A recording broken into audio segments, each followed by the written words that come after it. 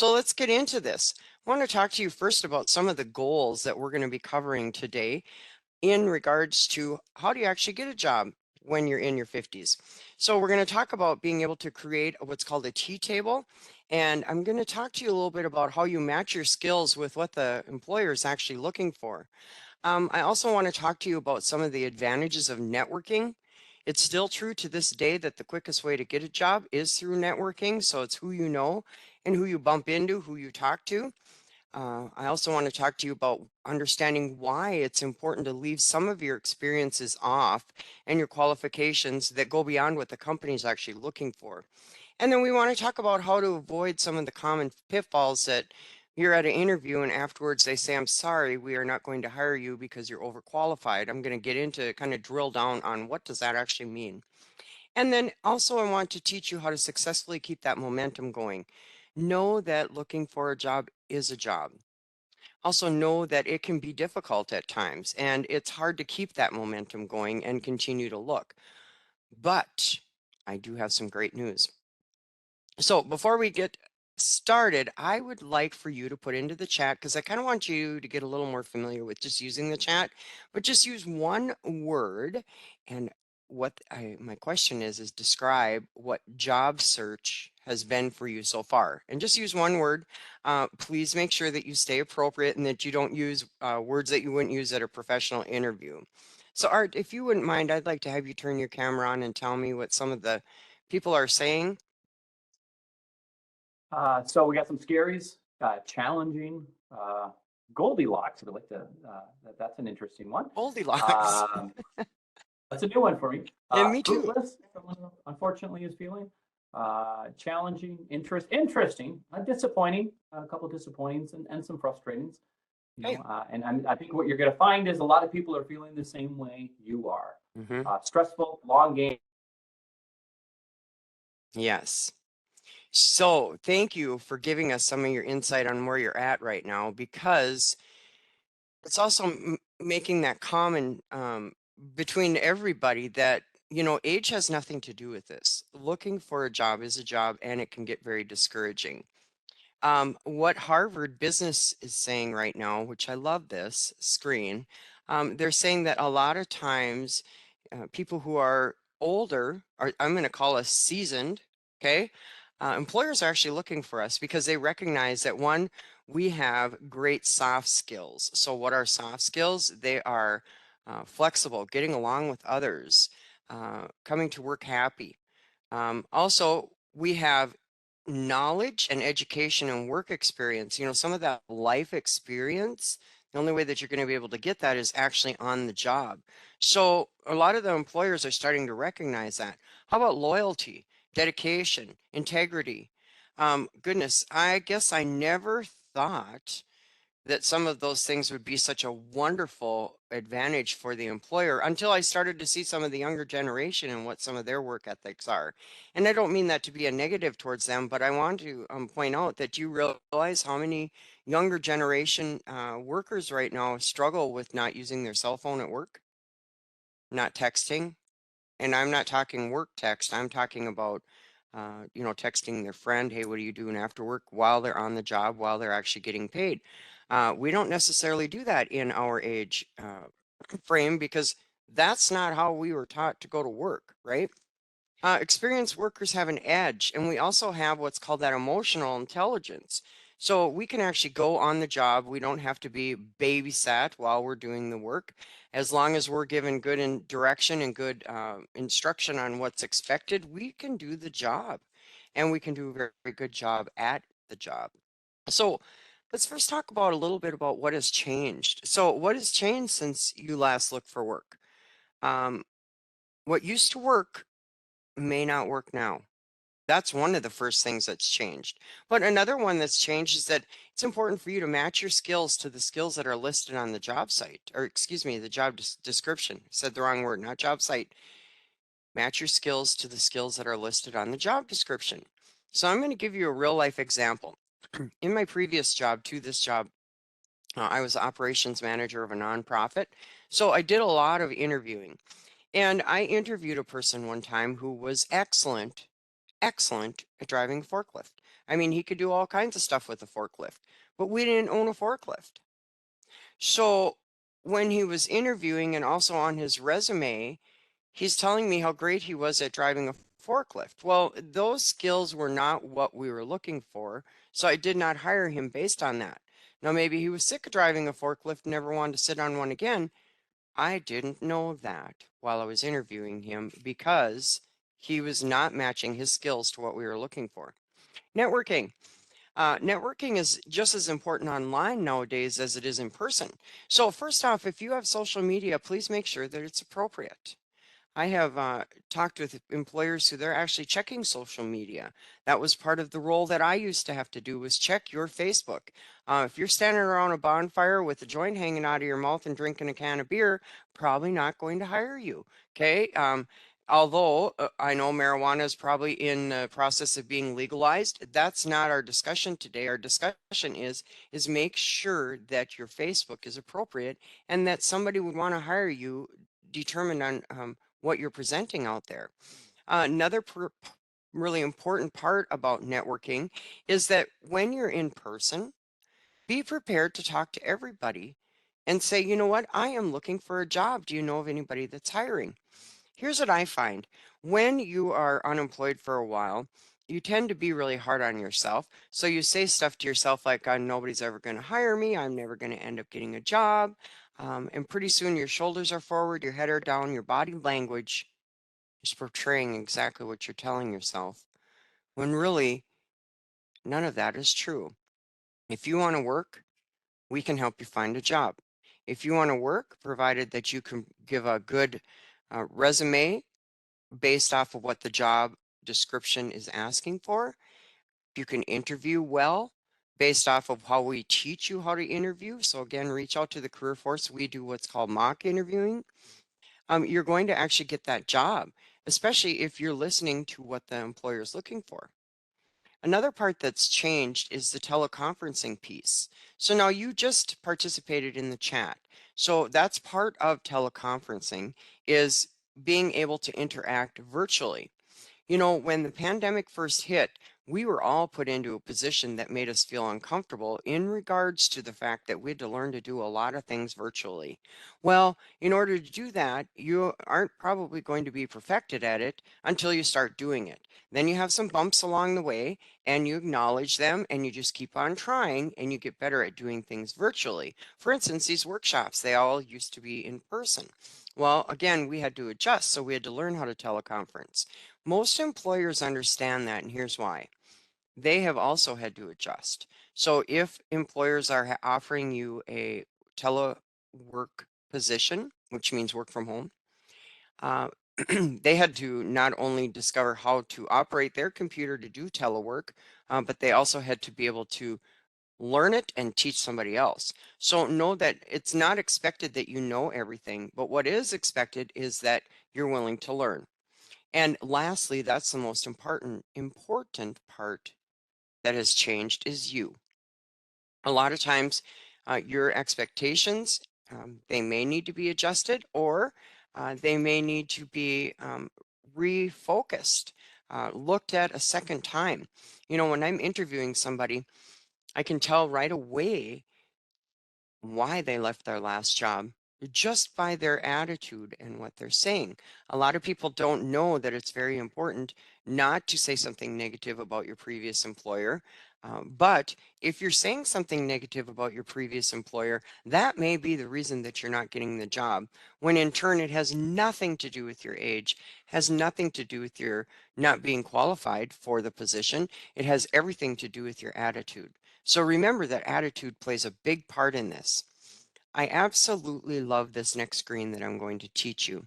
And the reason that I love it is because it works so well on writing your cover letter, in addition to be able to help you to write it down and then kind of remember it where it sears almost on the brain. So when you're at the interview, you can remember, oh yeah, that's right. So they were looking for this and that's how I qualify. So what I want to recommend that you do is just get out not at the moment, after the workshop, get out a blank piece of paper and do this. Write a T right on your piece of paper. Then what you're going to do is you're going to have bullets from the job listing. So another word for job listing is job description. So when you find the job description that you want to go after, I want you to write down 3 of the requirements or the qualifications that the job is asking for. So here you can see that they're asking for recruiting team members, experience in human resources, and work with the various departments to determine candidates' skills. So that's what the job's asking for. And this is how you qualified for it. One of the things I want to encourage you to do is that if you can add in numbers or percentages, I want you to do that. And they don't always have to be exact. It's hard for us to remember sometimes how many people did I interview at my last job. I don't know for sure, even though I was a hiring manager. But here it says, first off, recruiting team members. And so how you qualified was exceeded all recruitment goals by attending job fairs and sourcing new applicants from various job boards. What I'm trying to say about numbers is if you could write, I exceeded all recruitment goals by 20%. In addition to that, I raised sales from $250 a week to $5,000 a week. And again, I'm just making this up, but I'm just saying that's what I mean. If you can put numbers, that makes it even more effective. In addition to that, you can take this information that you've gathered and literally cut and paste and put it right onto your cover letter. And you can do what's called a T cover letter. So know that that's also going to be available to you. If anybody's interested in that, we can send that out to you as well. You want to be able to also answer and be prepared to answer the skills that you don't have. Okay. Uh, Let me give you an example. One of the questions that they may ask you is, what is one of your weaknesses? First off, know that everybody has weaknesses. We're human beings. But what you want to do is answer that question, own it, and then give a remedy. So I was asked that question for this job when I was interviewing it for this position that I'm in right now. They said, Glory, what's in one of your weaknesses? And I said, well, one of my weaknesses is Excel. I kind of get a glaze over my face when they tell me I need to do a spreadsheet, but want to let you know that I will take a refresher course before my first day of employment. So I will be prepared to do Excel and spreadsheets or whatever is needed because in this role, it is very important to be able to do that type of work. I have to keep track of how many people attended the workshop, how many miles did I drive the company car, and so on. So I owned it and also talked about taking a refresher course. And then in addition, talked about how I'd be prepared for my first day of work. Please don't say something like, I don't have any weaknesses, because that's your weakness right there. You're arrogant. So my point is to own it and then turn it back into something positive. It's also important for you to ask yourself, well, do I have the competitive skills that this job is looking for? Let's say that they want you to be an expert in using Microsoft Word.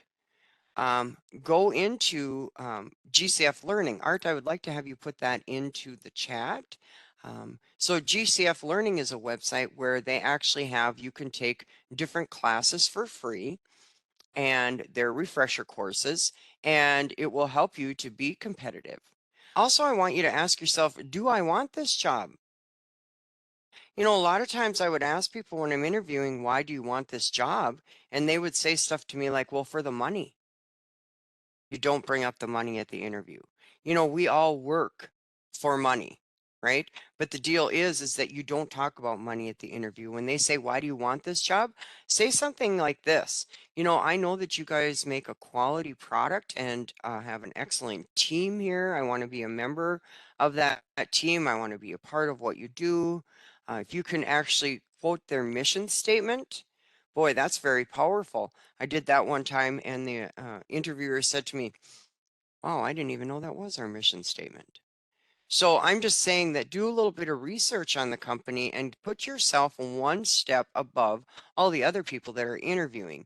A lot of the people that are interviewing are going in and it's called winging it. They're just going in and they're not doing any research. And they'll actually ask questions like this. What do you do here? This is the truth.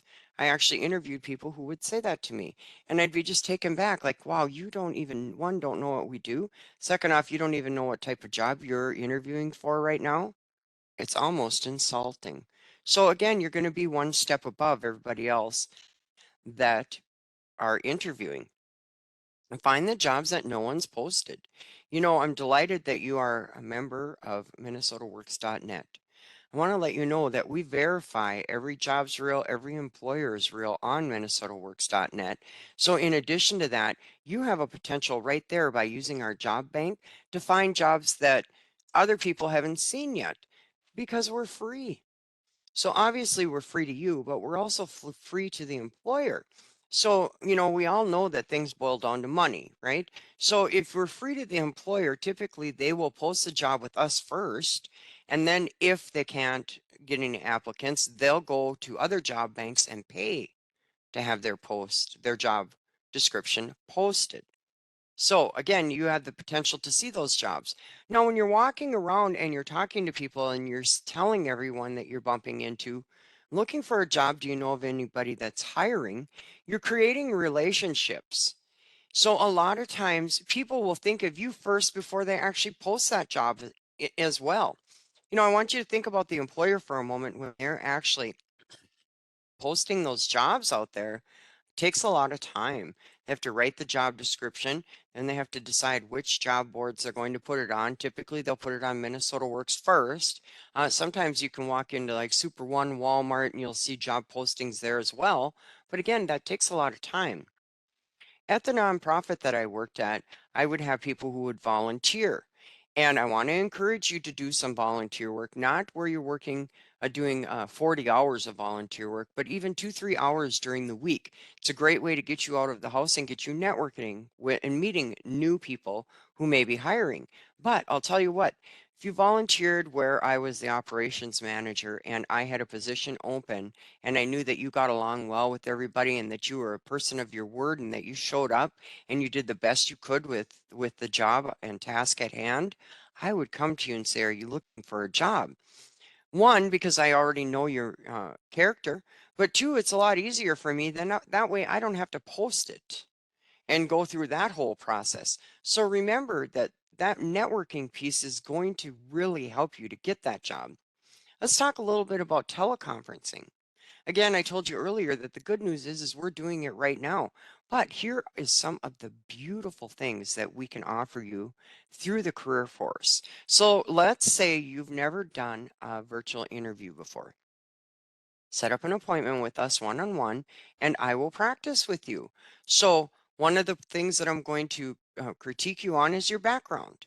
So set up your background. You'll see in my background that I have a picture back behind here of a palm tree. I don't know that I would necessarily interview in this room because it almost looks like my head is in a frame. Okay, which that's not necessarily bad. I'm probably being pretty specific here, but I'm just giving you an example. If we were to be sitting at my desk right now, I'm in an actual interview room, but at my desk behind me, I've got, I don't know, probably about 100 pictures of horses that are doing all kinds of funny things. Well, I wouldn't sit at my desk if I was going to interview because it may be a distraction. It's also important to set up good lighting. Now, a lot of times we don't think about that, about the lighting, but it can play a really big part. If I'm sitting in a different interview room here in Duluth, one of those rooms that has beautiful windows and a lot of bright light, but when I sit in there, I'm actually washed out. You can't really even see me because the light is too bright. In here, this is fluorescent lights where I think the light is fair. It's probably not perfect, but again, good lighting matters. And then if you don't have enough light, you're perceived as being shady or as if you're hiding something. Well, that's good to know. Dress as you would for a face-to-face interview, and that means all the way down to your shoes. If you ever need a good laugh, you can go on YouTube and search interviews that went wrong virtually. You'll see there's all kinds of things that will go wrong. And I don't know if you want to call it Murphy's Law or whatever, but it really is true. The family or the dogs or the pets or the Amazon man, something will create a distraction. And so on YouTube, you can see where the spouse is interviewing and all of a sudden the other significant other comes walking in the background in the kitchen, for instance. So I'm just saying that know that those types of things happen. But the reason it's important for you to dress all the way down to your shoes is because there is something it does to you mentally in regards to being prepared. So it's very, very important to have yourself fully dressed, fully prepared. And then when we're doing the mock interview, I can talk to you more about how you're actually presenting through the camera. It's also important for you not to wear, like women wear big scarves or big earrings. Uh, Good to know, right? A lot of these things we don't necessarily think about, but it does make sense after you see yourself on the screen. It's also important to have good eye contact and to smile. Now, a lot of people say, how do I have good eye contact with a camera?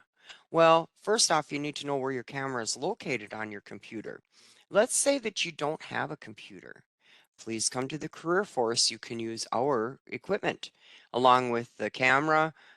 We have a built-in microphone. We have the computer. We will troubleshoot it, meaning we'll have it all ready to go way before your interview even begins, and you'll be able to get familiar with speaking to the camera.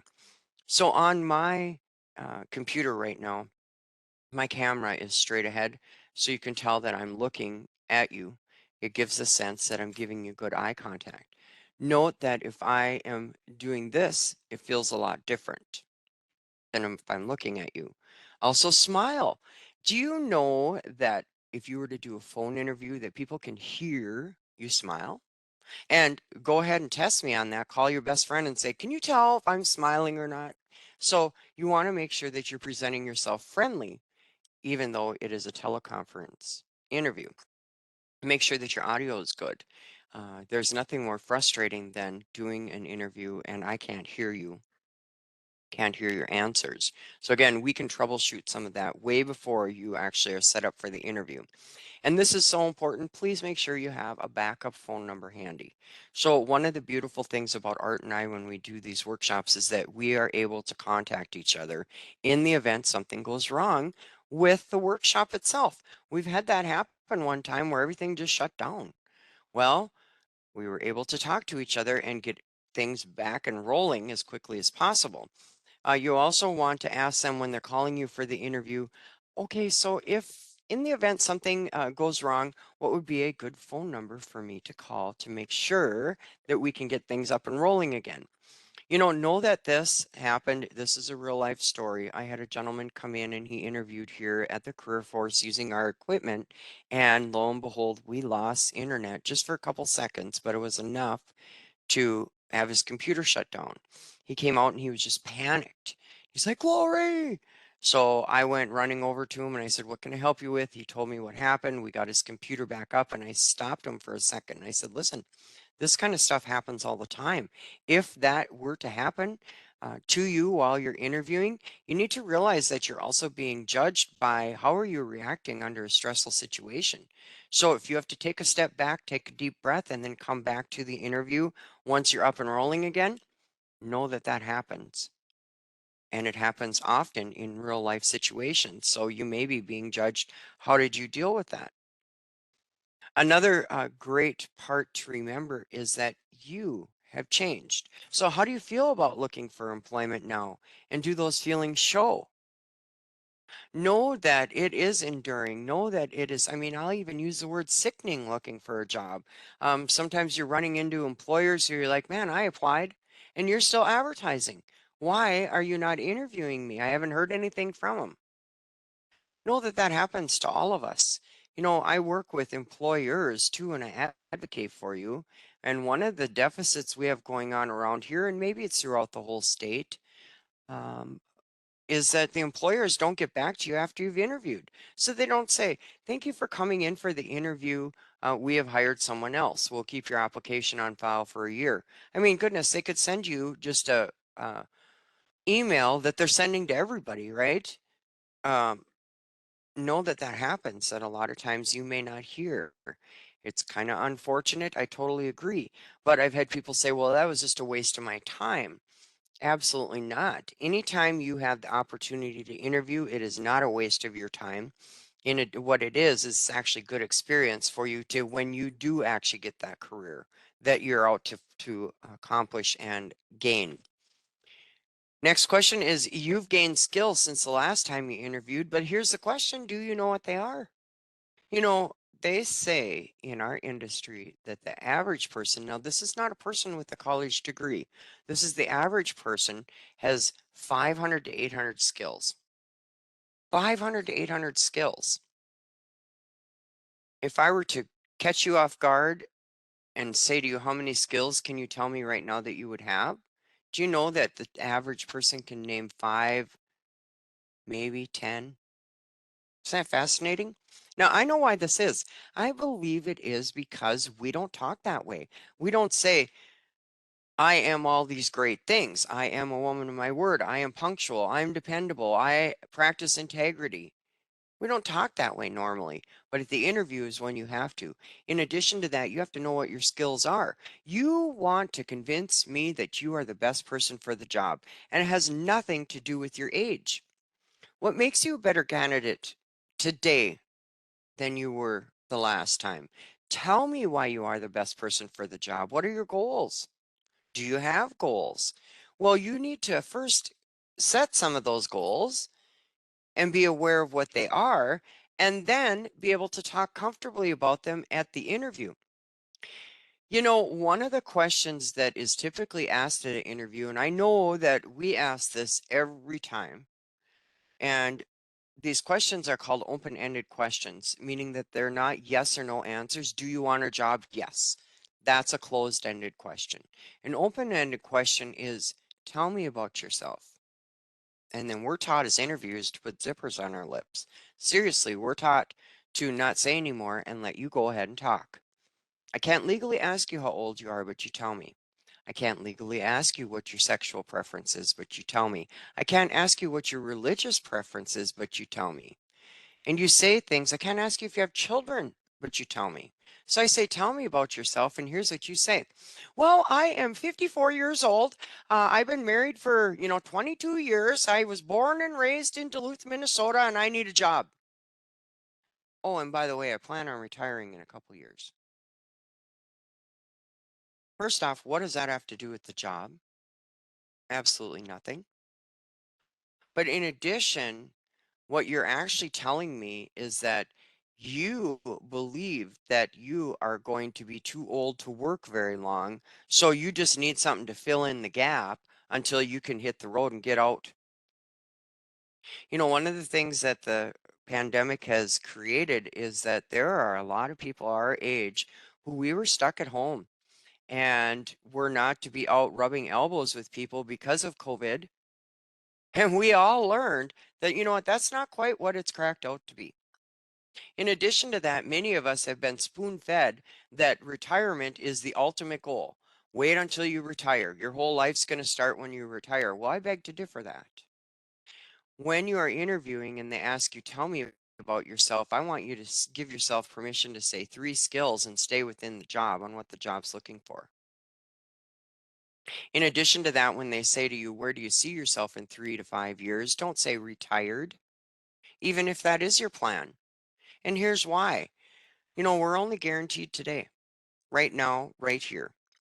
So, having said that, where do I see myself in 3 to 5 years? I see myself working for you, and hopefully, I will have gotten a promotion. Even if you do plan on retiring, we don't know for sure what's going to happen. My point is the employer makes the most money off of you if they can hire you, put the time and money and effort into training you, and keep you working with them forever. Everybody's forever is different. It's also important that you don't have on your resume or that you don't present during the interview that you're overqualified. Now, let me give you a real life example about this. So, I was working with this gentleman and he was seasoned, so he was a little older, and he had on his resume 20 years ago, he was a truck driver. He's not applying for a truck driver job now. He was actually applying more for customer service type. And I said, so I am, but he was not getting any interviews either. So he said, Glory, would you review my resume? I'm not getting any interviews. And I said, absolutely. So I'm taking a look at it. And I said, I'm just kind of curious, why do you have this truck driving information on your resume if you're not applying for truck driving? He said, well, you know what? I'm really proud of it. He said, I went to CDL school and I did really well. I absolutely enjoyed truck driving. I'm very proud of it and I want to keep it on my resume. He said, but it was over 20 years ago. And he said, yeah. So one thing I want to point out is that, is your resume actually telling how old you are? Are you going back 20, 30 years? The farthest I want you to go back is max 15 years. And actually, ideally, what I'd like for you to do is only go back 10 years. Now, I've had people who they've worked for one job for 35 years. They paid a high price for that wisdom, gave a lot of years. What I want you to put on your resume is 10 plus or 15 plus years experience as, and whatever your role was there. Now, obviously, once you get to the interview, they're going to see you're not a 20-year-old, but they didn't rule you out. You know, if your resume is ruling you out, where ruling you out meaning you're not going to get an interview, it's not any good. I want you to be able to get that interview. Once you're at the interview, then you can convince me why you're the best person for the job. And then in addition, I can't just throw you away like a piece of paper. Now you're a real live person. I'm looking you in the eye, and you're going to tell me how you're going to be a great fit by coming to work. You know, every employer that I have talked to, I have asked them, what is the most important thing to you in hiring someone? Every single employer has said to me in one form or the other, Glory, the most important thing to me is, are they going to fit in here? Isn't that interesting? They're saying, are you going to get along with the great people I already have employed here? Or are you going to come and upset the apple cart? Isn't that fascinating? Again, age has nothing to do with this. So when you're interviewing, and even on your resume, you can have this written, that you're flexible, that you get along well with others, that you practice the golden rule in regards to, you treat people the way you would want to be treated.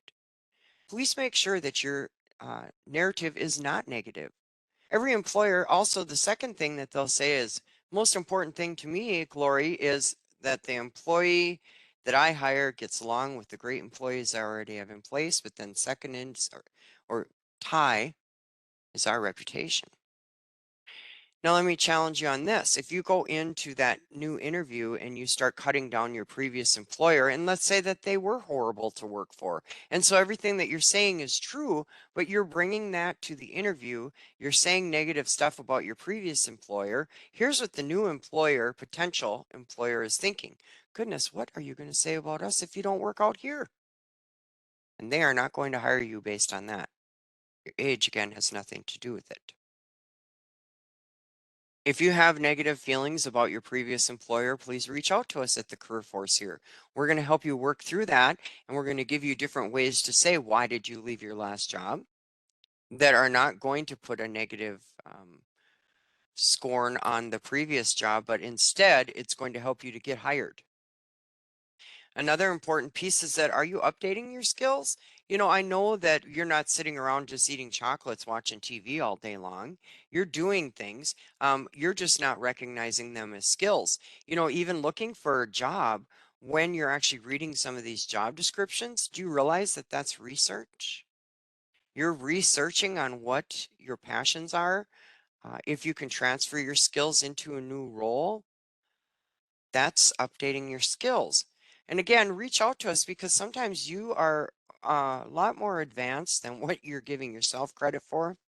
I also find that too, that it's really easy to get very hard on yourself during this time when you're in transition. So I want you to do everything you can to keep your thoughts positive.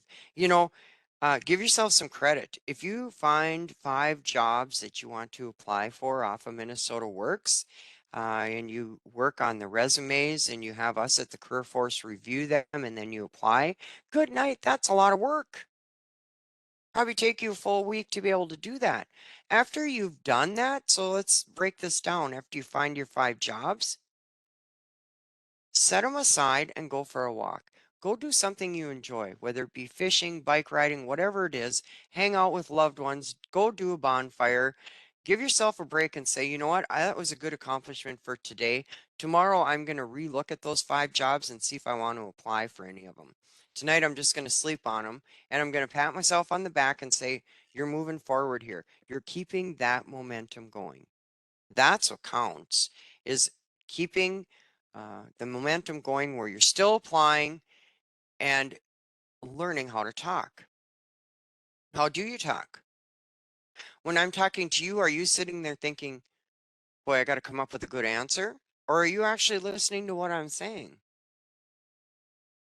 Are you behaving like you did when you were in charge? You wouldn't believe how many seasoned people I meet that they'll actually, their body language, they'll cross their arms and say, well, that's not the way I was taught. That's not the way we do it around here. I want you to go in with the attitude that you're flexible, that you love to learn. And goodness, I always say, well, what do you care? As long as it's not illegal, if the employer wants you to do it a certain way and they're paying you a decent wage, why not do it that way? Instead of getting hung up on our traditions. Do we all struggle with change? Yes. Does it have anything to do with age? No, it doesn't. Not everybody likes to do something different, but a lot of times we have to. Again, let me use the virtual workshops as a great example. It's a lot easier for me to do these workshops in person. But did I have to learn how to do them virtually? Yep, I sure did. And you know what I find now? I actually enjoy doing them. So just know that sometimes we're going to have to make some changes and have to do some changes above and beyond how we thought we were trained and how we thought it should be. Keep doing it the way the employer wants it and let the employer know that I love to learn. Losing your momentum. This is where I want you to make some goals for yourself. But in addition to that, I want you to reach out to us and let us help you make some of those goals. Let us have those conversations with you, those tough conversations. Why did you leave your last job? How are you going to answer that at an interview? You've got a virtual interview coming up. Let's do a mock interview. Reach out to us because we can definitely help you with keeping that momentum going. The beautiful thing is I work with a lot of people who will set small goals. And those goals could be as far as find 5 jobs you're interested in applying for. Um, After you discovered those jobs, then the next day I'm going to help you tailor your resume towards the job. I want you also to be really aware of you are the director of the narrative in my head. So your resume is part of a story, correct? Your interview is in addition to your resume, adding more to the story. So don't let that story involve anything negative. Keep the negative out of what you're speaking to me about. Um, Again, reach out to us and seek assistance from us on how to answer some of those tough questions. You know, I have had people who they actually were fired at their last job. So when you get the question, why did you leave your last job? Which I want to stop there for a moment. Do not assume that that's going to be a question at your interview. A lot of times it isn't. Here's why. The employer needs your help. They don't want to know why you left your last job. I'm not saying all, just saying don't assume that that's going to be a question. But let's say you were fired and they say, why did you leave your last job? Don't say, well, I was fired because I was, working with the guy who was a complete jerk, even if that's true. Instead, what I want you to do is I want you to say, I was involuntarily separated. Now, when I first heard this, I thought, good night, that's tough to say. So I had to practice it in front of a mirror in order to be able to say it. I was involuntarily separated at my last position, but the great thing about it is that it has brought me here to you today. If they ask you for more questions, you can drill down more on it. But again, I can get more specific. Some of the statements that I'm giving you today are kind of, I call them blanket statements. If you want us to work more one-on-one with you, reach out to us and we can give you some more insight on some of those answers.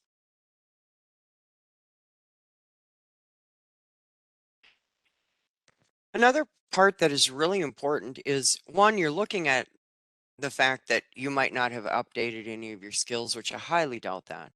We're using our skills every day. You're not recognizing them. But another piece is that I had talked about in the beginning was about the dislocated worker program. I want you to reach out to us if you want to find out more information about that program. Another place that is excellent to update some of your skills is online, and it's called Coursera. So Art, I'd like to have you put also the careers state of Minnesota employment tab in there. So the state of Minnesota itself is looking for all types of different positions. I want to say there's like 650 some odd jobs that are available right now through the state. Take a look at that website as well. You might find something within our entity and be working with us, with Art and I, uh, at a great career. We have great benefits. We're treated very well, and age has nothing to do with it. It has everything to do with why are you the best person for the job.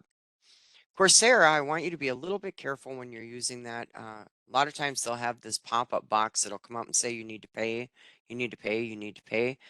There's a lot of free information on that website, and you don't need to pay for anything. So we're not recommending that you buy any of the programs off of Coursera, but take a look at. It can update you with Word, Microsoft Word. It can update you on some interviewing. Another one that I'd like for you to take a look at is LinkedIn. When you go on LinkedIn, you can do some practicing interviewing right on LinkedIn. Some of the interviews out there have changed a lot too, where they actually will have, they're called canned interviews, where they'll call you and it's all on the telephone. They'll ask you questions and they want you to answer. They record you and then they decide if you actually have moved to the next level of an in-person interview. So on LinkedIn, there's a lot of different resources that you can use as well.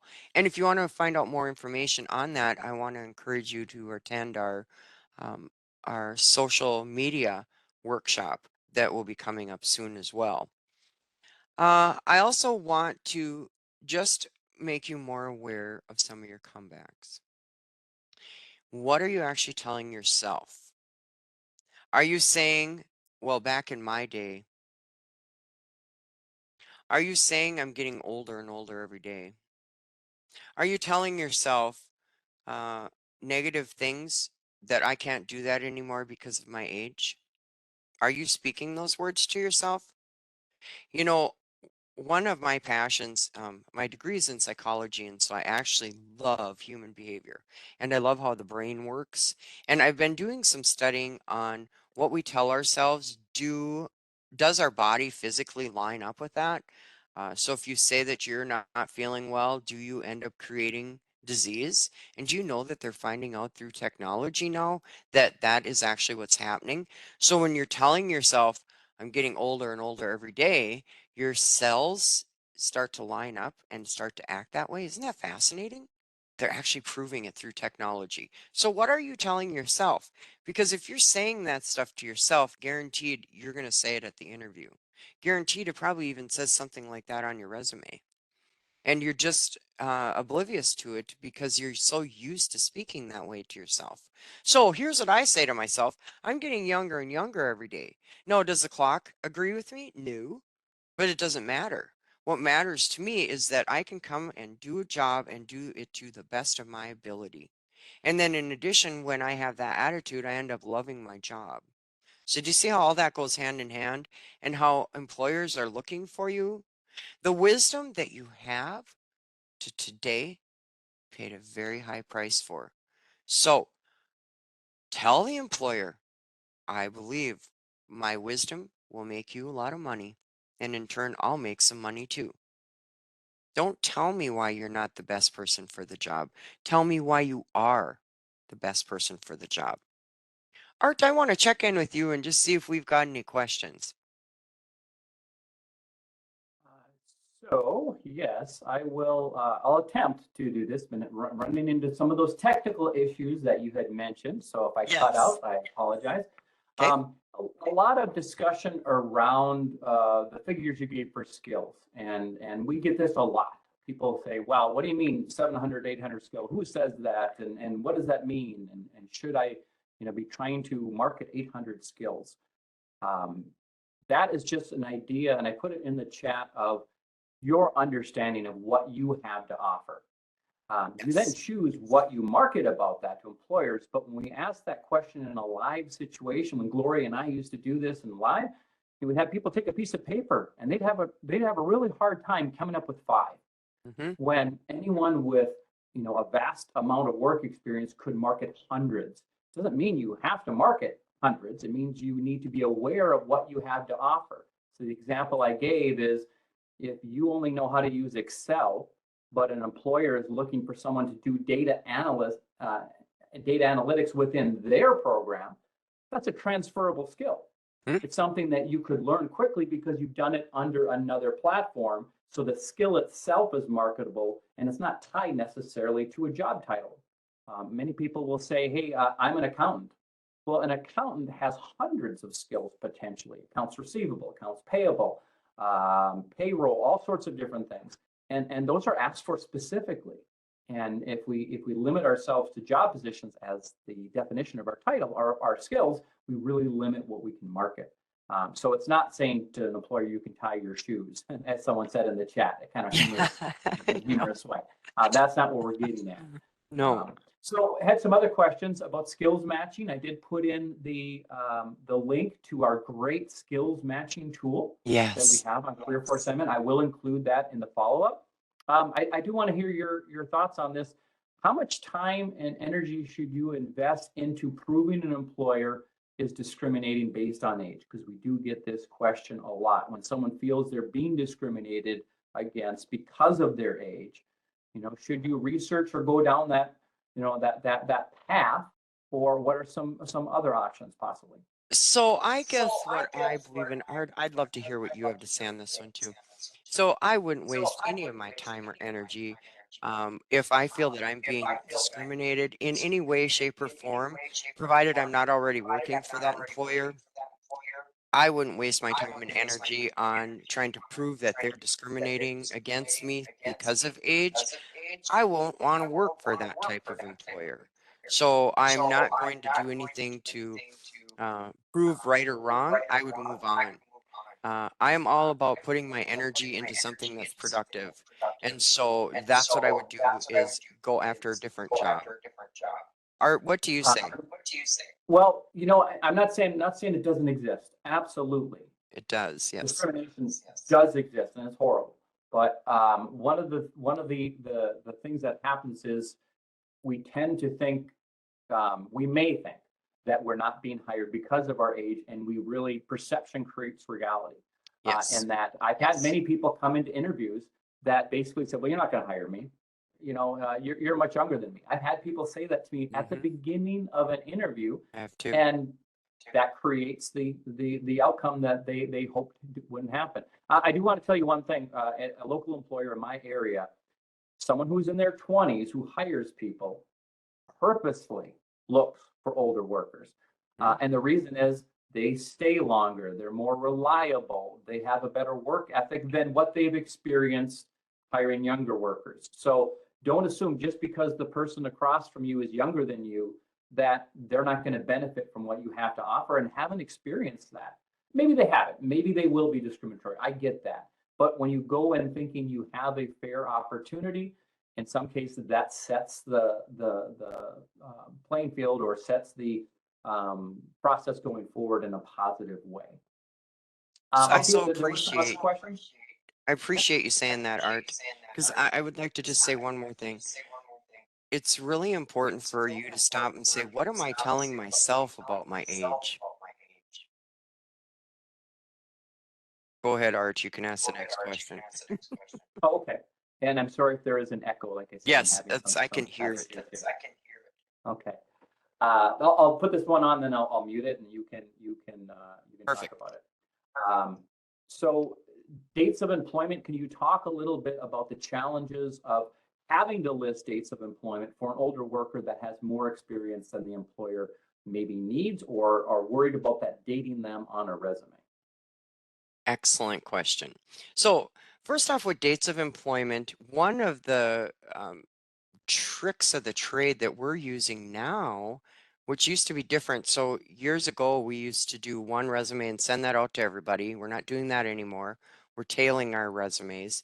It's not like you have to reinvent a resume. You're going to make one, which I call the foundation or the original, and then you're going to take that one and tailor it, meaning that you're just going to adjust it a little bit for the job you're applying for. Years ago, we used to have to put on day, month, and year we started, day, month, and year we quit. Some of these positions out there now you can just use years. So from 2020 to 2023 instead of month and day. That also helps with gaps if you do have a gap in employment. Another piece that I do want to point out, if you find any jobs that you want to apply for in the state of Minnesota, before you send that resume off, please reach out to us because the state of Minnesota is a little bit different egg in regards to they do want day, month, and year on your resume. Let's say that you worked for a job that 20 years ago, you used the skills for the job you want to apply for. That type of resume, then what I would recommend you do is called a combination or a functional, where just because you haven't used those skills for a while doesn't mean that you do not know how to use them. You just need to present it differently. So again, you want to be able to present your resume where you're not giving away your age because you want to be able to get that interview. So remember that you're going to use 10 plus years experience as, and then in the combination resume, your skills are in the center of the page and it talks about all those skills, but it doesn't have a date or a year attached to it. Your work history then would be down at the bottom of the resume. So there are many, many different ways for you to present yourself, and let us help you with that because we're experts at this. Feel free to reach back out to us because we can let you know. I also want to encourage you to allow us to review your resume if you're not getting interviews. I want to take a look at your resume and wonder if you are accidentally giving away your age, but also are you, where I use the truck driver example, does that need to be on your resume? Do you know that once we remove the truck driver information with that gentleman, he got interviewed and hired right away because the employer was looking at his resume is, okay, you've got truck driving down here. We don't own any trucks. Are you going to bail on me as soon as a truck driving position comes along? When this gentleman had no interest in going back into CDL. So know that a lot of times you're prejudging yourself saying they're not interviewing me because of age, when that simply is not true. Something else is off. You're just not aware of what it is. So again, we're experts. Reach out to us and let us help you with that. A lot of times too, you're not getting that job based on something that you've said. And again, it has nothing to do with your age. Like Art said, employers in, it's not just this area, employers are looking for you. They want to be able to connect with you. They want to be able to hire you and keep you working for them as long as possible, because that's how you're both going to make the most amount of money. The thing is that you're going into the interview and you're saying stuff like this. I'm too old to do that, or that's not what I was taught, or in my day, that's not how we did it. Stop saying that. If you feel that you can work, go and work. You know, I always talk about this one at this Employment Over 50 workshop. At our Walmart that I go to, there is this wonderful man. And I don't know, I'm not very good at determining people's age, but I'd say he's probably close to 80 years old. But he is the most pleasant person. He's always like, hello, how are you? You know, and walked up to him and I said, I said, I'm going to ask, can I ask you a personal question? And he said, sure. I said, I'm a job counselor. He said, okay. I said, are you working here because you have to or because you want to? He said, I'm working here because I want to. He said, I sat at home after I was retired and I never had any interaction with anybody and I couldn't stand it. So I decided to come back here, work at Walmart, and I'm the greeter. I told him, I said, you know what? You're a perfect greeter. You really do your job well. Thank you for answering my question. So my point is that there are employers that are looking for you. I just want to make sure you're not self-sabotaging yourself, that you're not saying stuff like, I'm too old to do this type of work, or I'm only going to work here for a couple of years and then I'm going to retire. I'm out of here. What are you actually saying at the interview? What are you actually saying to yourself? Is it positive? Are you sure maybe you should work? And if you should work or you want to work, then just do a little bit of adjusting in your thoughts and what you speak to yourself. Let us help you with adjusting your resume and you will be able to go out and get those jobs. Art, I think we have time maybe for one more question.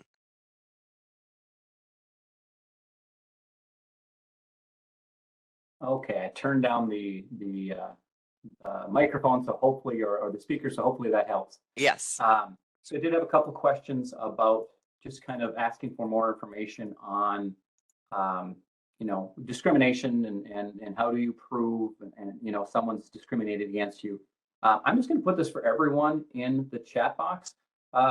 If you want to go down that path, some of the things that I found is it's first important to understand what that looks like. What is age discrimination? What can an employer legally ask? And some of the things are surprising. So I'm including a link from the Department of Labor on age discrimination and the legality, and you can certainly take a look at that if you're interested in that. Other than that, you said one question.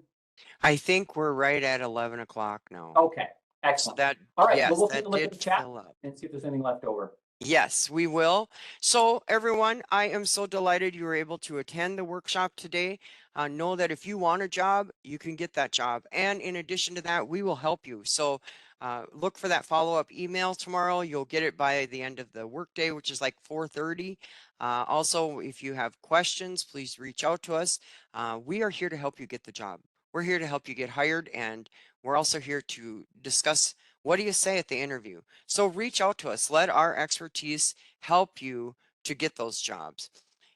You can do this. Blessings to you and have a wonderful day.